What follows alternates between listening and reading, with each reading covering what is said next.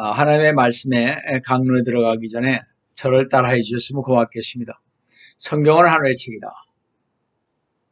그래서 성경을 가까이 하면 세상이 멀어지고 성경을 멀리하면 세상에 가까워진다.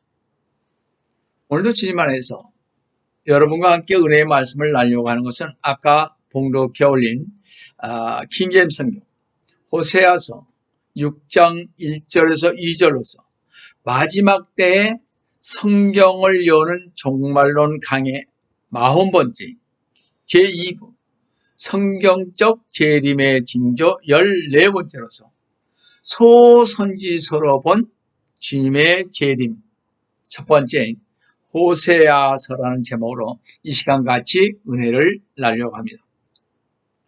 성도 여러분, 마지막 시대인 라오디게아 교회 시대인 지금은 소선지서는 성경에서 가장 무시당하는 책입니다. 모든 선지서들은 주 예수 그리스도님의 왕권을 강조해 왔습니다. 그렇지 않은 선지자는 하나도 없었습니다. 그리고 주 예수 그리스도님의 왕권은 주님의 재림과 함께 천년 왕국에서부터 시작될 것입니다. 이 사실은 주 예수 그리스도님의 그 초림 때 당시의 위선자인 집단인 종교 지도자들을 혼동시켰던 것입니다. 그러한 무지함이 지금의 종교 지도자들이 목사와 신학자들의 무지함과 완고함과 무엇보다도 진리를 기뻐하지 않은 마음은 그로부터 2000년이 지난 오늘날까지도 변함없이 이어져 내려오고 있다는 사실입니다. 무지하고 진리를 기뻐하지 않는 위선자 집단에 들 수밖에 없는 이유는 그들이 선지서의 주제를 모르고 있기 때문입니다. 다시 말씀드리지만 구약의 주제는 주 예수 그리스도님의 재림입니다. 선지서 중에서도 소선지서의 주제는 더욱더 주 예수 그리스도님의 재림입니다. 이미 구약의 주제를 주 예수 그리스도님의 재림으로 이해하고 선지서를 읽은 사람들에게는 선지서의 내용이 이해하기 어렵거나 지루하지 않는 그런 책들일 것입니다. 더구나 선지서의 설교를 잘 들은 사람은 더더욱 흥미를 갖고 선지서를 읽게 될 것입니다. 소선지서의 선지자들은 말 그대로 미래를 예언했습니다. 따라서 우리는 이스라엘과 유대 민족에 관한 당시에 감추어져 있던 계시들을 소선지서를 통해 발견할 수가 있습니다. 잘 들으시고 성경에 아마 이렇게 써놓으시면 좋을 것 같습니다. 12권의 소선지서들의 핵심 내용은 다음과 같이 요약될 수가 있을 것입니다. 첫째 호세아 선지서는 재림 때의 이스라엘의 회개와 회복에 중점을 두고 있습니다. 둘째, 요엘 선지서는 재림 전에 대환란 때에 있을 아마겟돈 전쟁에 중점을 두고 있습니다. 셋째, 아모스 선지서는 재림의 경로를 계시해주며 예루살렘 근방 민족들의 심판을 말해주고 있습니다. 넷째, 오바댜 선지자는 천년왕국 기간에요 불못의 위치가 에돔인 것을 말해줍니다. 다섯째, 요나 선지서는 대환란 동안 이방인들을 위한 증인으로 부름받은 유대인들이 중요한 예표가 될 것을 말해주고 있습니다. 요한계시록 7장에서처럼 말입니다. 여섯째, 미가 선지서는 그 초림과 재림을 비교해 주고 있습니다.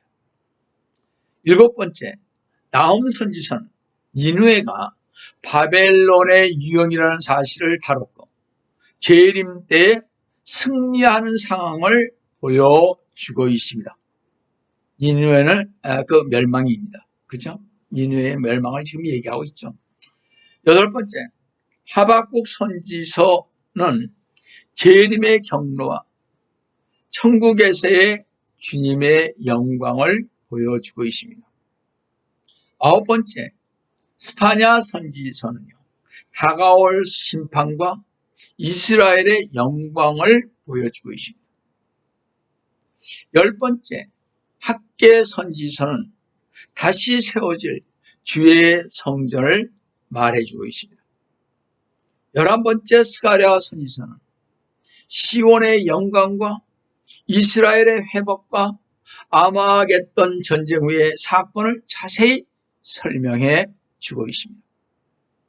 12번째, 말라키 선지서는 재림의 마지막 경고와 이제 곧 오실 주 예수 그리스도의 영광을 말해주고 있습니다. 이렇게 소선지서들은 특별한 임무를 맡았던 사람들이었던 것입니다. 따라서 우리는 구약의 선지자들이 어떤 사람들인가를 그래서 잘 알아보아야 할 것입니다. 제가 오늘은 호세아서를 하고 다음에 또 요엘 선지서를 이렇게 계속 12선지서를 얘기할 것입니다. 그때 한번 잘 들어보시기 바랍니다. 자, 오늘 호세아 선지서의 첫 번째로 음란한 아내를 얻은 호세아 선지서를 보겠습니다.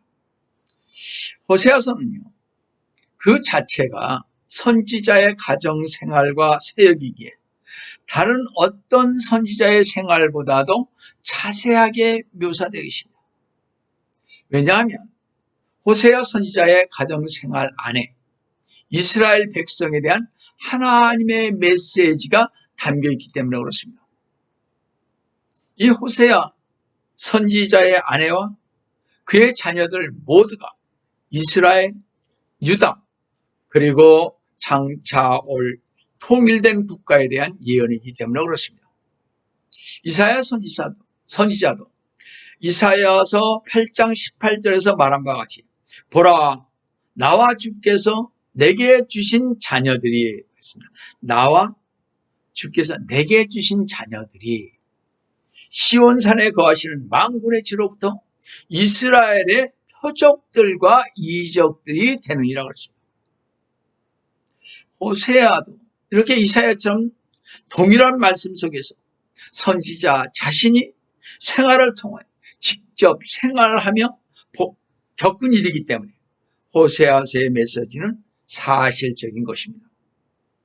이러한 사실, 내용들이 상징화됨으로써 호세아서가 전하고자 하는 메시지의 호소력이 감소되었던 것입니다. 이 호세아 선지자 자신의 가정생활 속에 하나님과 이스라엘의 관계, 더 나아가 재림 때에 이스라엘의 회개와 회복을 보여주고 있음을 봅니다. 호세아 선지자는 이사야와 미카와 동시대 사람으로서 선지서를 기록한 선지자들 중 초기에 사역한 선지자입니다. 이사야, 미카 등 두 선지자들의 사역은 남쪽 유다 왕국에 대한 것이었습니다. 호세아의 사역은 느밧의 아들 여로보암에 의해 설립된 북쪽 이스라엘 왕국에 대한 것이었습니다. 호세아 선지자는 남왕국 유다 왕국에서는 우시야 왕, 요담 왕, 아하스 왕, 히스기야 왕이 통치하고 있었을 때를 사역을 했고, 북왕국 이스라엘에서는 요아스의 아들 여로보암 2세가 통치하던 시대에 활동하였습니다. 이 호세아 선지자가 그 사는 동안에는 물질적으로 풍요한 시대에 살았습니다. 우시야 왕은 통치 기간 중 계속해서 전쟁에 승리를 했었고, 국내에서는 건축 사업이 활발하였으며 요새가 증가하였고 농업이 발달했다는 것을 역대하 26장에서 볼 수가 있습니다. 또 북왕국 이스라엘의 여로보암 2세는요.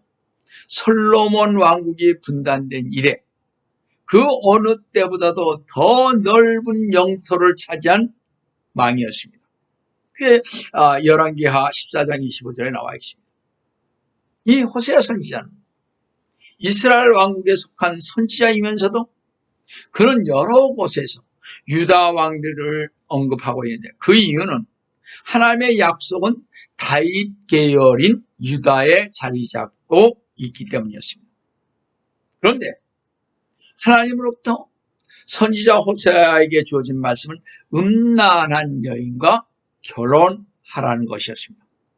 다 같이 호세아서 1장 2절을 보시면 호세아를 통한 주의 말씀의 시작이라. 주께서 호세아에게 말씀하시기를 너는 가서 음란한 아내를 얻어서 음란한 자식들을 낳아라. 이는 그 땅이 주로부터 떠나 크게 행음하였음이라 하더라. 선지자에게 음란한 아내를 얻어서 음란한 자식을 낳으라는 선지자에 대한 그 하나님의 이 명령은 만약 이것이 사실 그대로라면 하나님은 호세아에게 죄악된 행동을 하라고 명령하는 것이 될 것입니다. 그러나 잘 들어보세요. 하나님께서 호세아 선지자에게 이렇게 명령한 이유가 반드시 있다는 것입니다.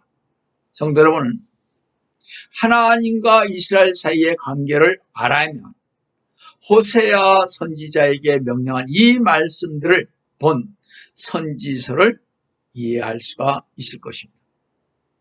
하나님과 이스라엘 관계는 남편과 아내의 관계죠. 하나님께서는 이스라엘을 택하시고 결혼 계약의 관계, 즉 이스라엘이 하나님과 가장 복된 관계를 갖게 하셨으나 이스라엘은 음행을 저질렀다는 것입니다. 간, 음행이 가장 혐오스럽고 부정행위인 것 같이 영적 음행도 하나님에 대한 영적인 배신 행위인 것입니다. 하나님께서는 아브라함과 영원한 언약을 맺으시고 아브라함의 자손들과도 영원한 언약을 맺으신 것을 기억하기를 원했습니다. 그러나 이스라엘 백성들은 그렇게 하지 않으므로 하나님은 자신에 대한 이스라엘 백성들의 배신을 선지자의 가정생활을 통하여 자세히 묘사하였던 것입니다.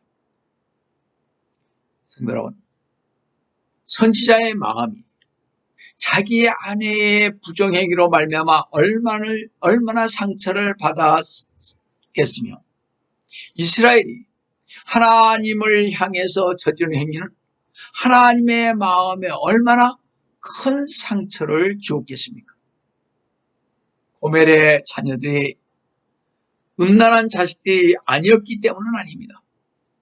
그들은 호세아가 결혼한 후에 낳은 자녀들인데 그들을 음란한 자식이라고 불린 것은 호세아와 그의 음란한 아내 고멜과의 관계를 통해서 하나님과 타락한 이스라엘의 관계를 보여주시기 위함인 것입니다. 하나님께서는 어떤 가르침을 주실 때요, 그 선지자에게 그에 해당하는 행동을 하심으로써 가르치실 때가 많은 것을 보게 됩니다. 인간적으로 보면 꽤 불행할 수도 있는 호세아 선지자의 삶은 전적으로 하나님께서 말씀하시고자 하는 것에 대한 표적으로서의 삶이었던 것입니다. 호세아 선지자가 음란한 아내에게서 낳은 두 자녀들을 한번 보겠습니다. 호세아서 1장 4절과 6절과 9절을 보시면요, 주께서 호세아에게 말씀하시기를 그의 이름을 이스르엘이라 하라. 조금 있다가 내가 이스라엘의 피를 예후의 집에 갚을 것이며 이스라엘 집의 왕국을 그치게 할 것이요. 6절에 그가 다시 임신하여 딸을 낳으니 하나님께서 호세아에게 말씀하시기를 그녀의 이름을 로루하마라 하라. 이는 내가 다시는 이스라엘 집에 자비를 베풀지 아니하고 그들을 완전히 제하여 버릴 것이기 때문이라. 자, 1.9절에 보시면 말이죠. 그때 하나님께서 말씀하시기를 그의 이름을 로암이라 하라. 이는 너희가 내 백성이 아니요 내가 너희의 하나님이 되지 않을 것임이라. 이렇게 하나님은요, 첫 아들에게 이스르엘이라는 이름을 주시면서 그 뜻은 이스라엘 집의 왕국을 그치게 할 것이요 했고, 첫째 딸에게는 로로하마라가 이름을 지어주면서 그 뜻은 이스라엘 집에 자비를 베풀지 않을 것이라고 했으며, 둘째 아들에게는 로암이라는 이름을 지어주면서 그 뜻은 너희는 나의 백성이 아니요 나는 너의 하나님이 되지 않을 것이라고 말씀하신 것은 이스라엘의 지금 버림받은 상태를 잘 보여주고 있습니다.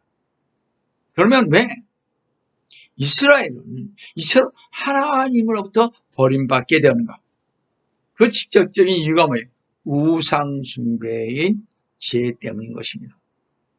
두 번째로 이스라엘의 우상숭배로 인한 가증스러운 종교 행위를 보시겠습니다.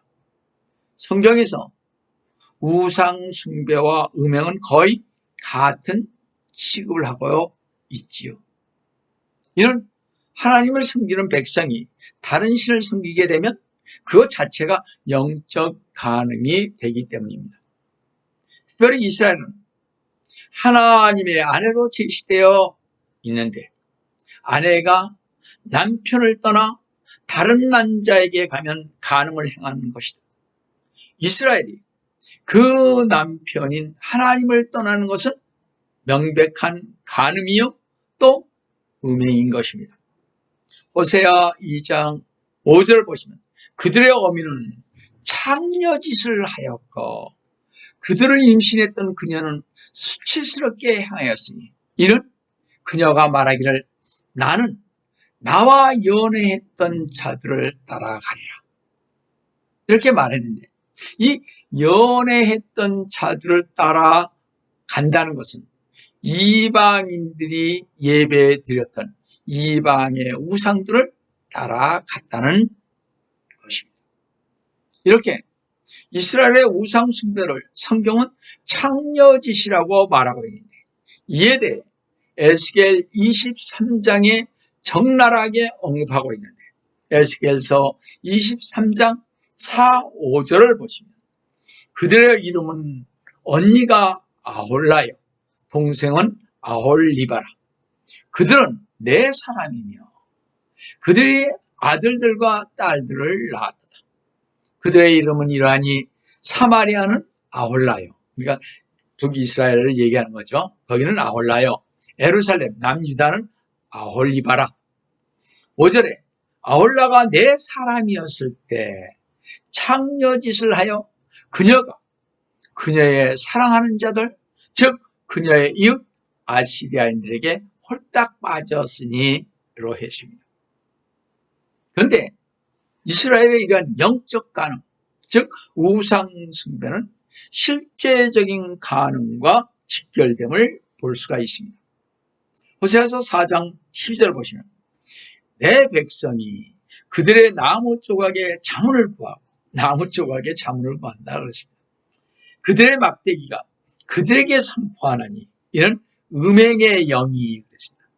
이 음행의 영은요 우리가 쉽게 얘기해서 점을 치거나 주소를 외우는 것으로 신약에서는 어떻게 미혹의 영들이라고 디모데전서 4장 1절에서 4절에 말하고 있죠.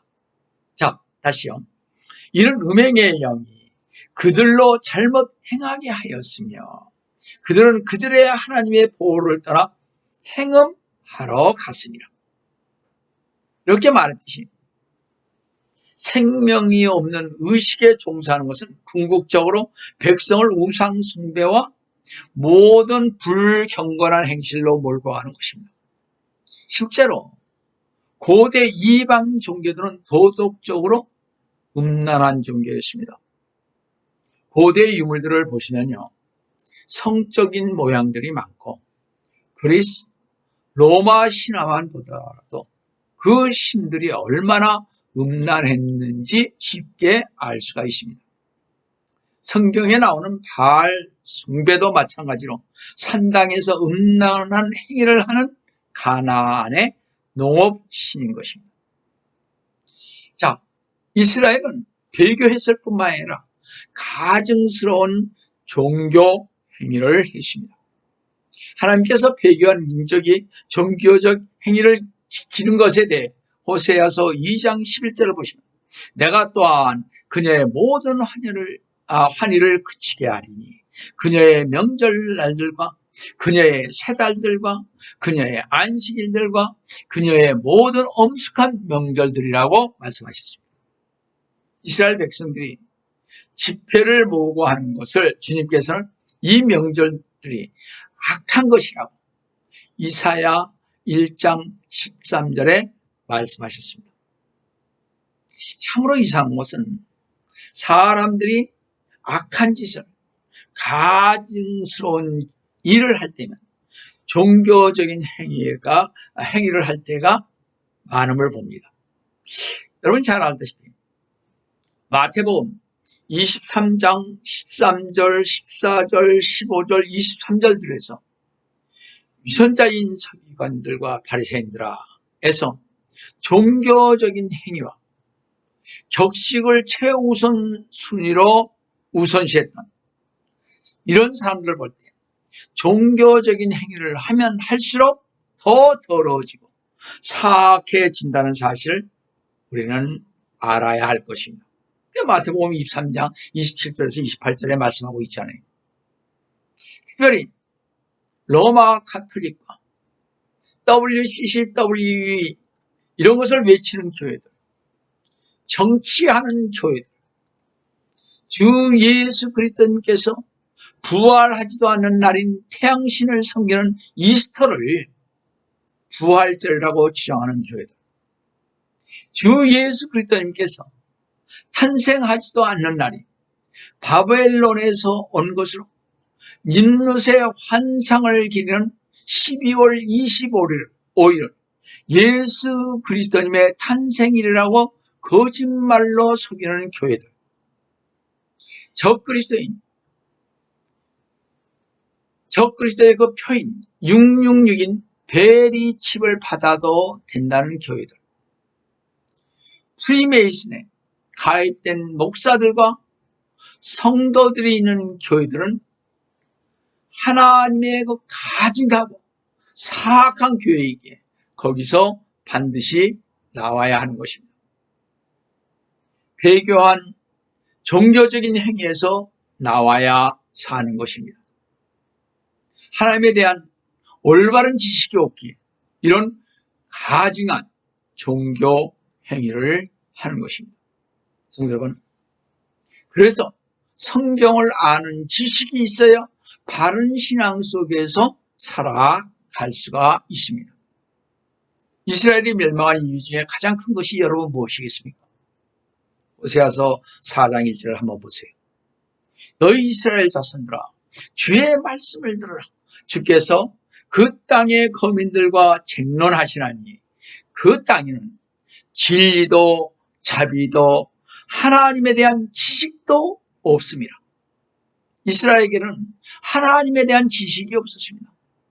성도 여러분, 하나님께서 자신을 계시해 주시지 않으신다면 하나님께 대한 지식을 알 수 있는 방법은 없습니다. 제 아무리 현미경으로 들여다보고 시험관을 뒤져보아도 하나님은 발견할 수가 없습니다. 인간이 길을 쓰고 노력한다 해도 기록된 말씀과 육신으로 오시고 우리의 죄를 위해 십자가에 돌아가신 주 예수 그리스도를 떠나서는 하나님을 찾을 수 없습니다. 이스라엘 자손은 지식의 부족으로 멸망하였습니다. 호세아서 4장 6절을 보시면 내 백성이 지식의 부족으로 멸망하는도다.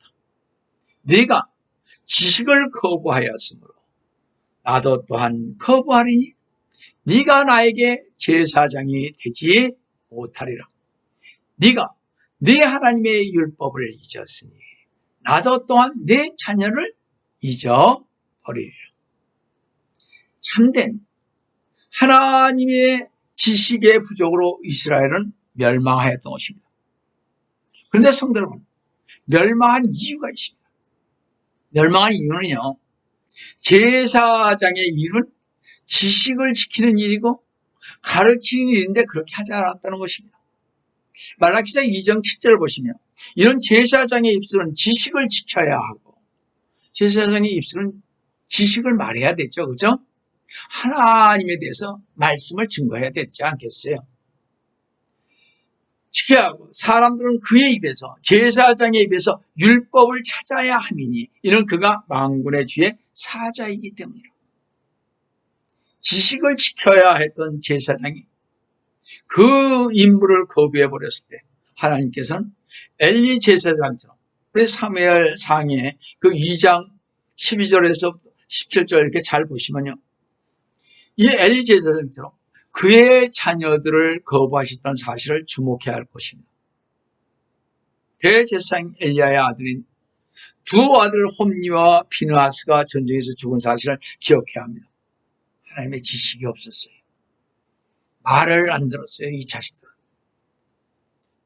하나님의 대하여 기록된 계시를 거부하는, 오늘날 환상으로 예언하는 자들과 에레미야 23장 16절처럼 또 거짓들을 예언하는 에레미야 23장 26절의 그런 자들인 자칭 목자들이 기록된 계시에 하나님의 말씀을 거부하는 대환란 후 휴거된다는 전천년주의자나 무천년주의자나 후천년주의자들은 추악한 음란한 자들인 것입니다.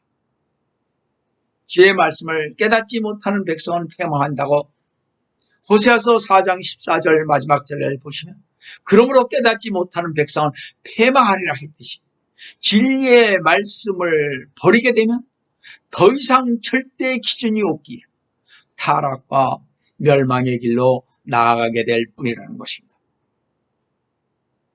하나님의 지식이 없는 이 백성은 호세아 7장 9절처럼 백발이 되어서 하나님의 도움이 끊겨버려 더 이상 힘을 쓸 수 없는 상태에 이르러 호세아 7장 11절에 어리석은 비둘기같이 도움받을 것을 찾지 못하고 여기저기 방황을 하고 있음을 보게 됩니다.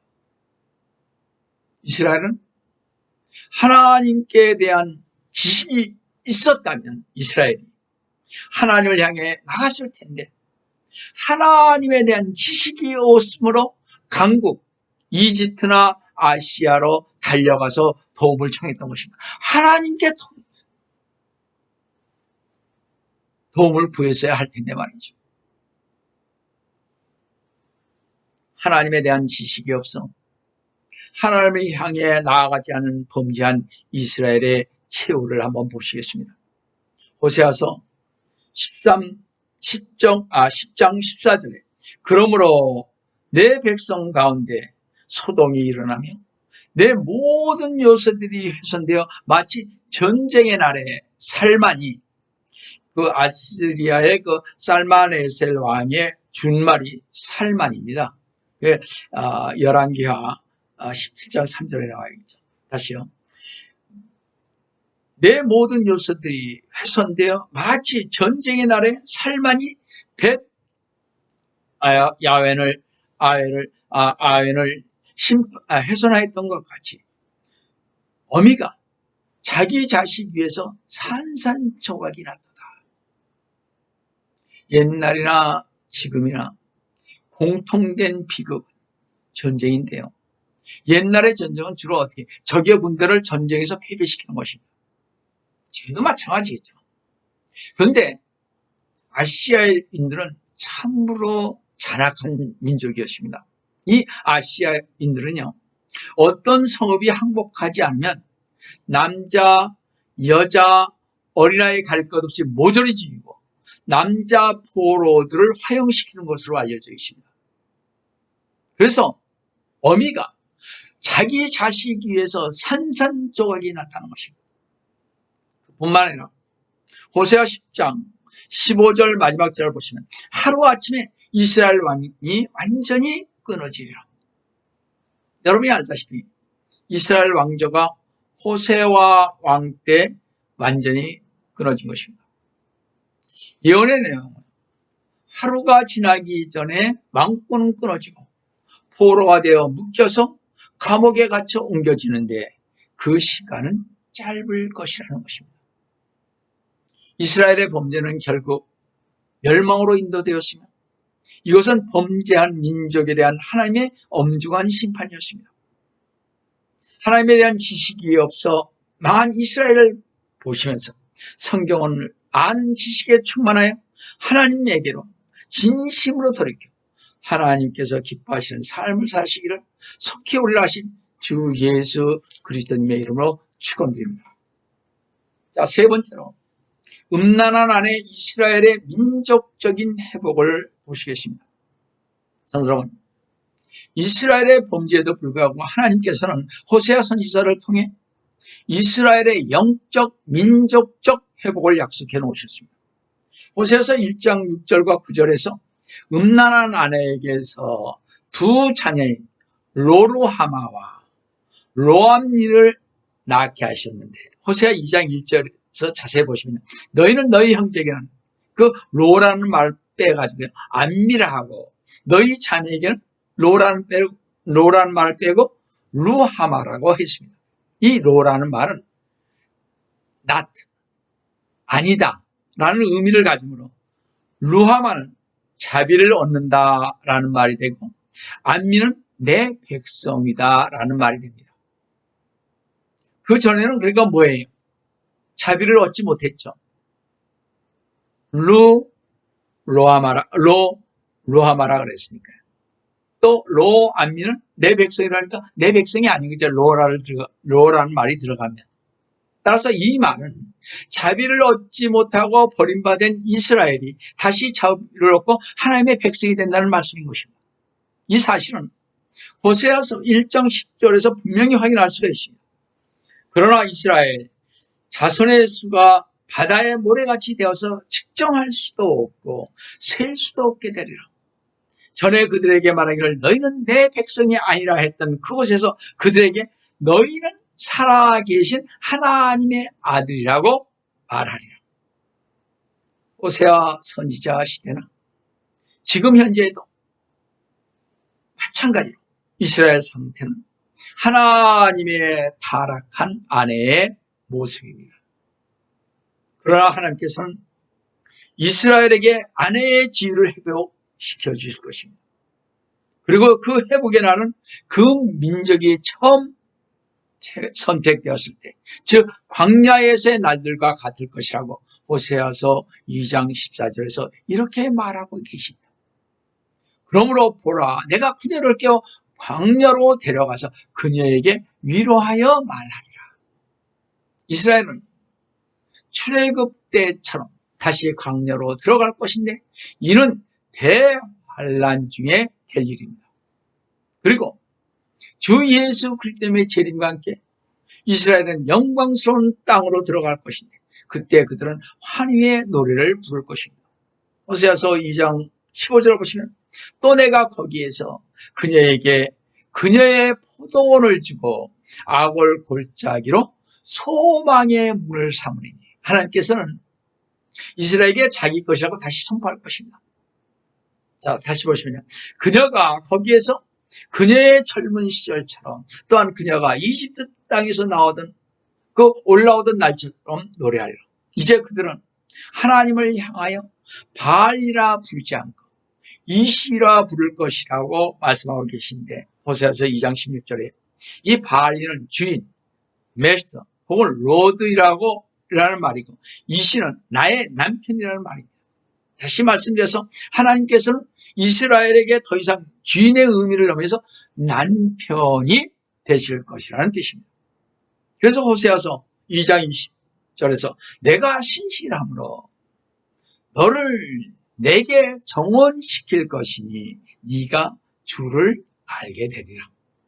이렇게 이스라엘에게는 다른 민족에게는 주어지지 않은 회복에 대한 약속이 주어졌다는 것입니다. 성도 여러분, 호세아 선지자의 예언에 따라 이스라엘은 분명히 돌아와 그 아내의 지위를 회복할 것입니다.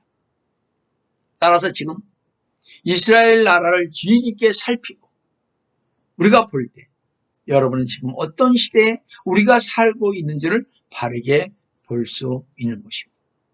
마지막으로 호세아서를 통해 본 주 예수 그리스도의 재림입니다. 성도 여러분, 하나님의 시계는 지금 몇 시 몇 분을 가리키고 있을까? 여러분 한번 생각해 보셨습니까? 거의 마지막이 가까워졌다고 생각이 듭니다. 성경 전체를 통해 임박한 주 예수 그리스도님의 재림과 이 세계의 마지막에 관한 가장 중요한 기절은 호세아서 6장 1, 2절일 것입니다. 다 같이 보시면 오라 우리가 주께로 돌아가자. 이는 그가 찢으셨으나 우리를 낫게 하실 것이요 그가 치셨으나 우리를 싸매어 주실 것입니다. 이틀 후에 그가 우리를 살리시며 셋째 날에, 참 중요한 말입니다.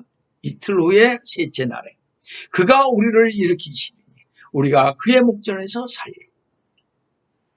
호세아 선지자는 그의 백성 유대인들에게 때가 되면 주님께서 이틀 동안, 즉 2000년 동안, 베드로후서 3장 그 8절에 보시면 하루가 1000년 같다고 그렇게 하셨어요. 그래서 이틀 후에, 그러니까 2000년 후에 2000년 동안 유대인을 찢으시고 치실 것을 예언했습니다. 2000년 교회 시대 동안의 말입니다. 2000년 동안 이스라엘 백성들이 세계 방방곡곡에 흩어져 살았지 않았습니까?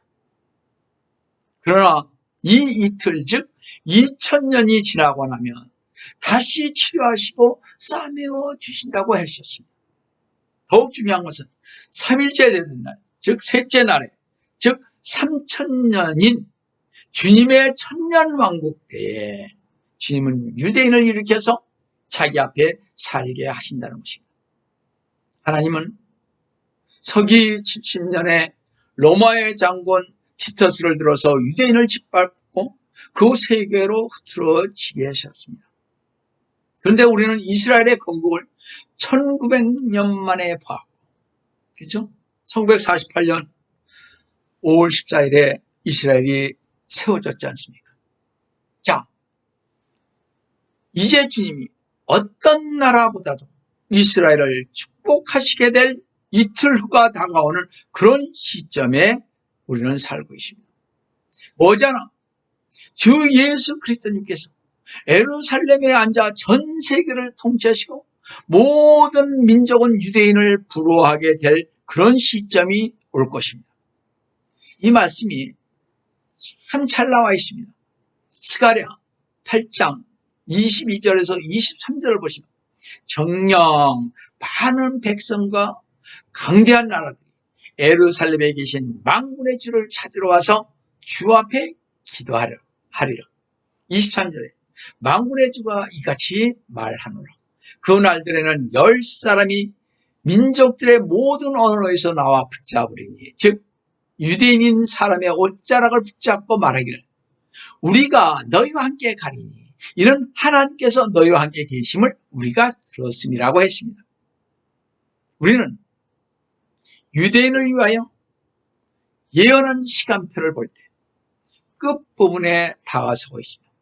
인류 역사의 종말의 마지막 부분에 우리는 다가가고 있습니다. 그러나 사람들은 이 성경의 예언을 믿지 않습니다. 항상 배움을 구하면서도 진리에 이르지는 못하는 지식이나 종교인들은 현재의 상황을 예리하게 분석하지도 않고 귀를 기울이지도 않는다는 것입니다. 참 이상하죠, 그렇죠? 성도 여러분, 1869년 파리의 한 오찬에 유명한 과학자들이 모여 다음 세기 말에 어떤 일이 일어날 것인가를 서로 이야기를 했습니다. 한 150년 전에 말이죠. 그 당시 화학자 피에르 베르테르는요, 1969년까지는 인간이 원자를 쪼개는 데 성공을 해서 하늘을 밝힐 수 있을 것이다 하고 말했듯이 지금 원자력 발전소가 생기지 않았습니까?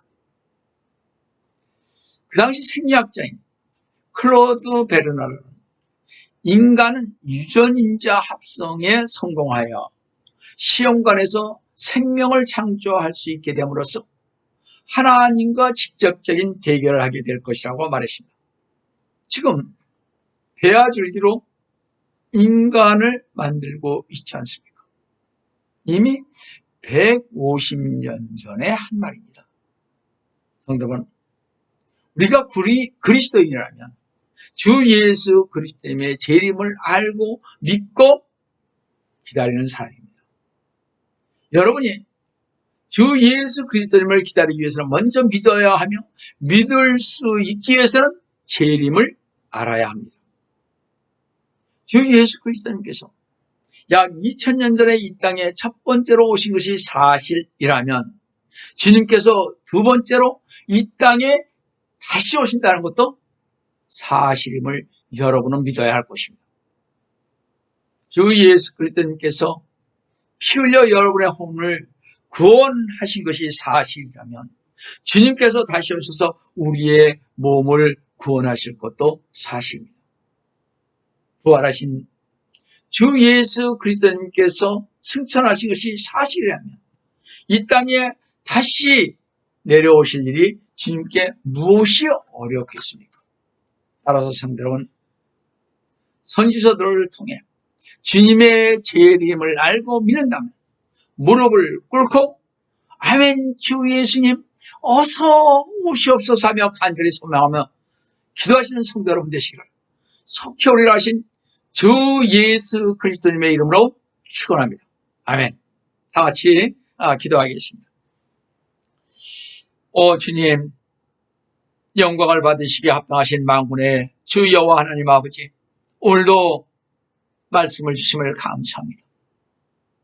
성경의 주제는 주님의 재림이라고 하셨고 대선지자들, 소선지자들을 통하여 저희들에게 주님을 끊임없이 나타내 보여주심을 감사를 드립니다.